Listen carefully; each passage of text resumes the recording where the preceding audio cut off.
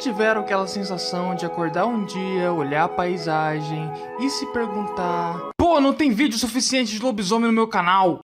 Pois eu sim. Então o que eu quero discutir hoje é algo bem simples. Afinal, qual é o melhor filme de lobisomem já feito? Mas antes de responder essa curiosa pergunta, eu queria só dizer que, segundo o YouTube, 50% de quem assiste meus vídeos não tá inscrito. Por que, caras? O que eu tô fazendo de errado? Mas então vamos lá. O grande problema que envolve a discussão está no fato de que os lobisomens, ao contrário dos seus primos monstrengos, nunca foi objeto de discussão de grandes diretores ou clássicos do cinema. Pelo menos não em comparação com os outros. Pegue qualquer monstro aí, demônios, bruxas, fantasmas, vampiros, alienígenas, zumbis. Todos esses monstros tiveram grandes clássicos pelas mãos de alguns dos maiores nomes do cinema. Então acho que a primeira pergunta relevante a gente se perguntar antes de procurar o filme licantropo definitivo é, afinal, por que, apesar de tão icônicos, os lobisomens continuam quase sempre renegados a um status B no panteão de monstros? A resposta mais simples e boba é também provavelmente a mais correta. Lobisomens são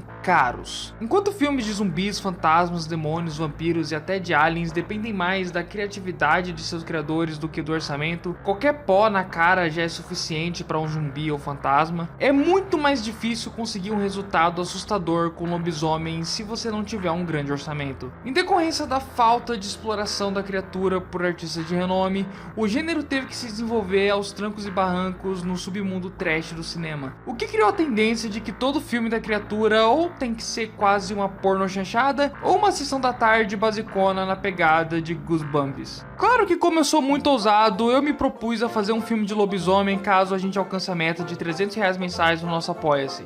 Então considere se tornar um apoiador do canal. Você vai poder escolher vários temas para os vídeos, além de ajudar o canal a se manter de pé e, claro, contribuir para esse novo clássico do cinema de lobisomens passar a existir. Continuando sobre a questão do orçamento desses filmes, hoje em dia, quando alguém quer discutir as temáticas filosóficas da figura do lobisomem, acabam recorrendo mais aos doppelgangers, que, como expliquei no meu vídeo da filosofia dos lobisomens, são as criaturas mais próximas simbolicamente dos licantropos, e são bem mais baratos de fazer. Mas enfim, apesar de pouquíssimos filmes mainstream de peso com o monstrão, ainda há uma quantidade enorme de excelentes filmes protagonizados pela criatura. Em especial, dois são sem dúvida referência no gênero de terror em geral até os dias de hoje, e eu tenho que falar deles. Faça a pergunta qual o melhor filme de lobisomem ever para qualquer cinéfilo e a resposta muito provavelmente vai ser uma dessas. Ou o Lobisomem Clássico da Universal de 1941 ou o Lobisomem Americano em Londres de John Landis. E sabe, são ambas respostas muito justas, mas não tão satisfatórias para mim enquanto amante do subgênero. A começar pelo Lobisomem de 41, esse é muito provavelmente o melhor roteiro da saga de monstros da Universal, englobando inúmeros temas como crença, paternidade e hereditariedade, bem como simbolismos e conceitos que basicamente estabeleceram definitivamente toda a base da mitologia de um ser sobrenatural como poucas vezes na história. Elementos como balas de prata, lua cheia, mordidas que transmitem a maldição do monstro.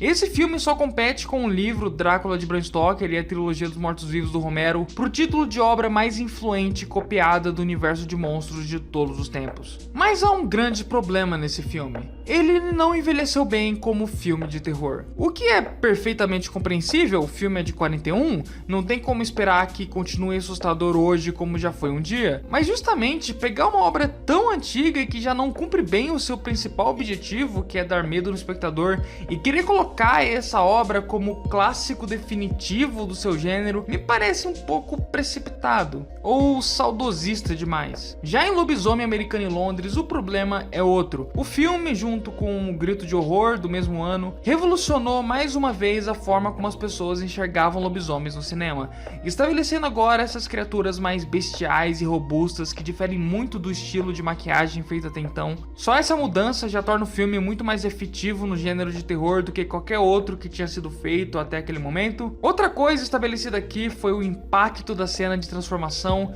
que virou coisa essencial para todo filme licantropo que se preze, e maquiagens e monstros à parte, parte, o filme é simplesmente perfeito na forma com que equilibra elementos de horror e humor negro, com sequências verdadeiramente hilárias, ótimas atuações e a dose ideal de gore e sustos para manter o filme atual e efetivo até os dias de hoje. Dito tudo isso, o filme não oferece nada no quesito simbólico ou interpretativo. Sério, não há praticamente nada de profundo para se tirar daqui. Se você forçar muita barra, dá para tirar algo de sátira de costumes da sociedade inglesa e americana, ou então algum tipo de metáfora estranha para depressão e suicídio, mas que se você se aprofundar muito nessa ideia de metáfora, o filme acaba meio que parecendo que na verdade incentiva o suicídio, então é melhor manter a obra longe de interpretações nesse âmbito. A verdade pura e simples é que o filme realmente não tá nem um pouco preocupado em ser profundo, e tá tudo bem com isso, nenhum filme tem a obrigação de ser, mas como grande apreciador de todos os fatores existencialistas e históricos que orbitam as figuras licantropas, eu ficaria bem desapontado de considerar um filme tão vazio em substância como a obra-prima definitiva do gênero. Então a pergunta se mantém, afinal, qual o melhor filme de lobisomens já feito? Bem, apesar do que eu disse no início do vídeo, que esses monstros nunca foram foco de interesse da maioria dos diretores e produtores mais clássicos de Hollywood, houve sim uma vez que um time absolutamente estelar se juntou para pôr um filme de lobisomem nas telas.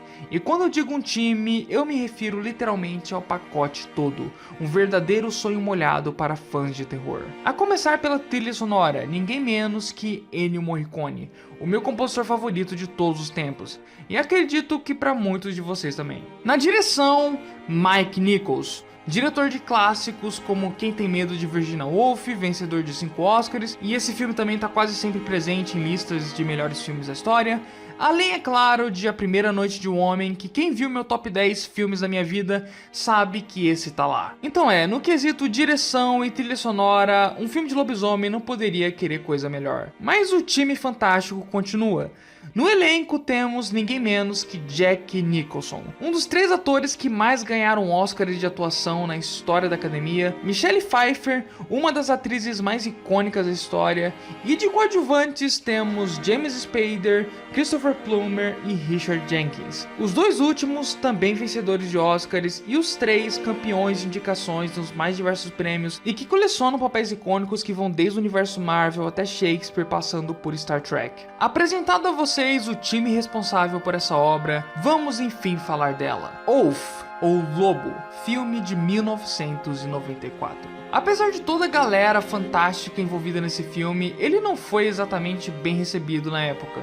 Os críticos acharam que tinha lobisomem demais para um drama romântico existencial que se preze, e os fãs de terror acharam que tinha drama romântico existencial demais para um filme de lobisomem que se preze. Como eu amo ambas as coisas, eu só consigo definir essa mistura com bravo, bravíssimo.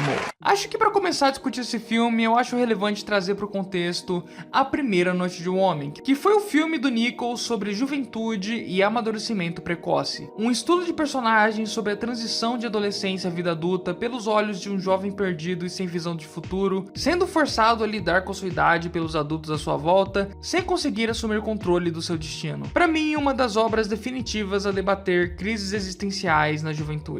Já em Wolf, feito 30 anos depois, o Mike Nichols decide discutir outra fase da vida humana, a terceira idade. Mais especificamente, as crises de meia-idade, que é o período de transição da vida adulta para a vida idosa. Então eu gosto de ver Wolf como uma espécie de resposta filosófica à Primeira Noite de um Homem dentro da filmografia do Nichols. Aqui a gente acompanha o Jack Nicholson no papel de Will Randall, um editor literário que está finalmente sofrendo as consequências da idade. O seu pupilo na editora, Stewart, interpretado pelo James Spader, se prova ser o oposto de um amigo fiel, um jovem ardiloso e manipulativo que aos poucos vai tomando o espaço do Randall na editora. E também na sua vida pessoal, quando o cara, não satisfeito por tirar o emprego do velho, vai lá e bimba na esposa dele. Pô, Stewart, até o emprego tudo bem, mas isso aí já é sacanagem.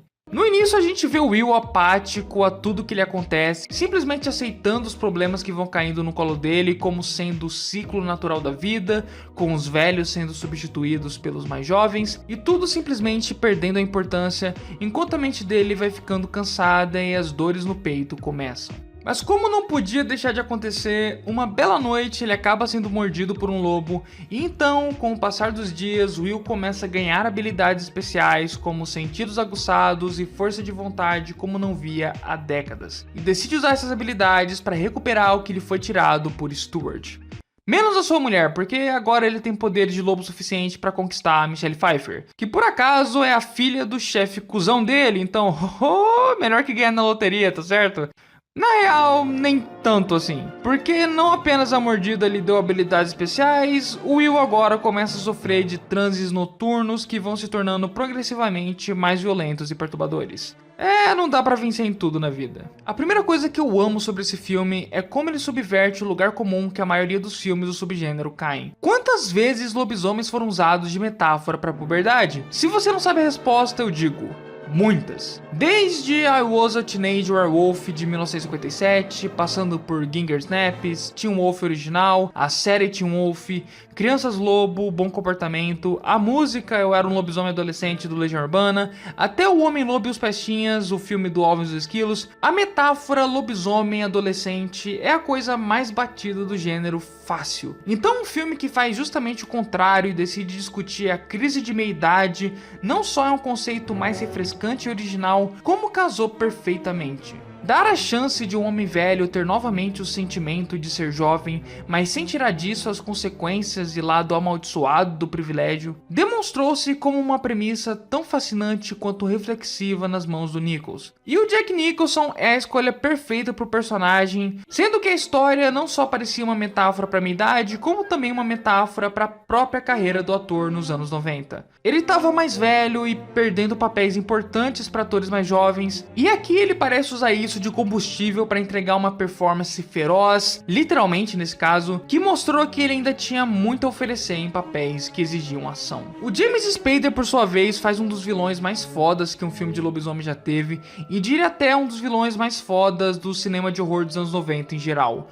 O olhar dele é magnético e bem intimidante, e conforme ele também vai se transformando em um lobo, se torna um contraponto perfeito à outra temática do filme, que é como a maldição reflete apenas quem você é no seu íntimo. E o personagem do Spader, bem, é um grande filho da puta. E é isso que a versão lobo dele transmite.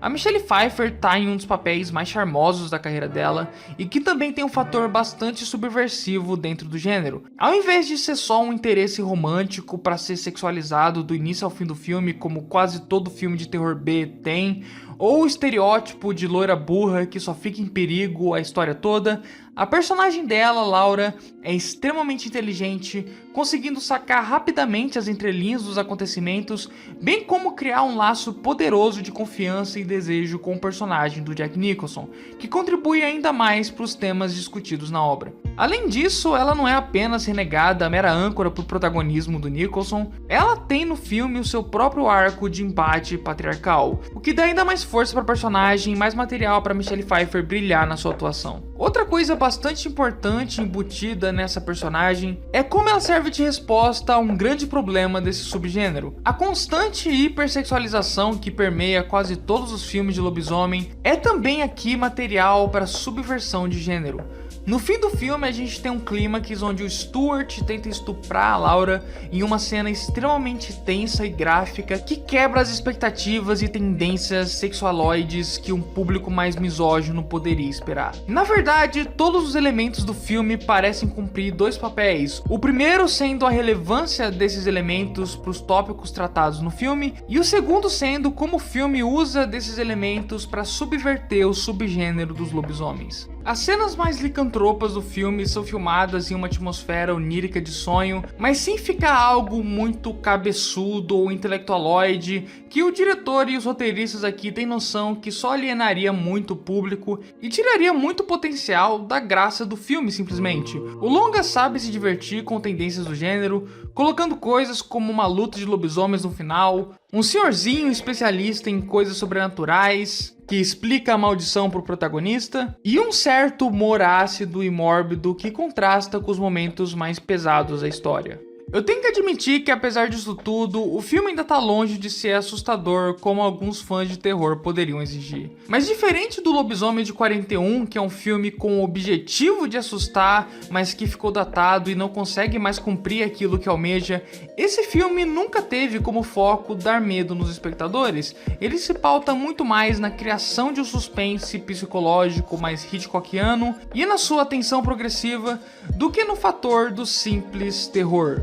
Então ele entrega justamente aquilo que ele promete. A trilha sonora do Ennio Morricone aqui não é tão melódica e grudenta como a dos seus trabalhos mais icônicos e referenciados, mas consegue dar um toque sutil e belo para todo o sentimento que o filme procura expressar, como tensão, medo, sensualidade, animosidade e agressividade. Eu não quero bater o martelo e dizer que é um filme perfeito, porque definitivamente tem suas falhas. Querendo ou não, ver o Jack Nicholson de meia idade em câmera lenta, com a camisa por debaixo da calça jeans, aprontando altas confusões, dando pulos de 4 no ar ou gruindo, é um tanto brega para não dizer involuntariamente cômico. O uso de fantoches de lobo é bem tosco, apesar de serem só 2 vezes no filme todo. E o final do filme é bem menos criativo do que o resto dele. Mas apesar de tudo, ainda acho que é um exemplo perfeito do potencial dos lobisomens para a discussão de temas inesperados e existenciais, que saiam totalmente dos lugares comuns repetitivos que desgastam o subgênero. Também é simplesmente foda ver uma equipe tão fantástica quanto essa se dedicando para uma subversão de cinema de monstro. É realmente um time que compete com o time de Drácula de Bram Stoker do Coppola, é nesse nível de qualidade de elenco, produção e etc. É o mais próximo do sol cult e dramático que o gênero de lobisomem já alcançou no cinema, e por essas e outras eu considero ele o meu filme de lobisomem favorito de todos os tempos. Ou pelo menos até eu conseguir fazer o meu. Mas e aí, tem muitos outros filmes de lobisomem que eu quero recomendar nesse canal, por isso não se esqueçam de se inscrever, porque o próximo vídeo do Balcão Pop será o meu top 15 melhores filmes de lobisomem de todos os tempos. E você não pode ficar de fora dessa. Então é isso, galera, espero que tenham gostado do vídeo, não se esqueça de se inscrever, curtir, comentar e tudo mais. Comente aí que filmes você acha que vai estar na minha lista dos 15 melhores filmes de lobisomem de todos os tempos. Muito obrigado por estarem aqui mais uma vez comigo neste mês do horror no Balcão Pop. Até a próxima e valeu!